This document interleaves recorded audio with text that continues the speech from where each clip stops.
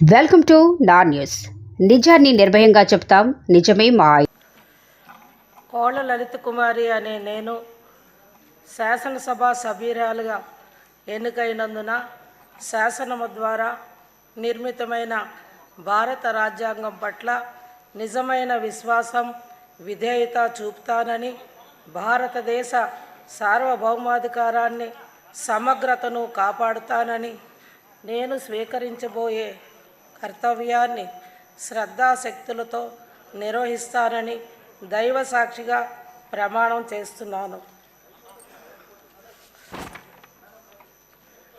ఆంధ్రప్రదేశ్ శాసనసభ సభ్యురాలినైన కోళ్ళ లలిత కుమారి అనే నేను సభ నియమాలకు కట్టుబడి ఉంటానని, వాటిని అనుసరిస్తానని, సభ మర్యాదలను పాటిస్తానని, సాంప్రదాయాలను గౌరవిస్తానని దైవ సాక్షిగా ప్రమాణం చేస్తున్నాను.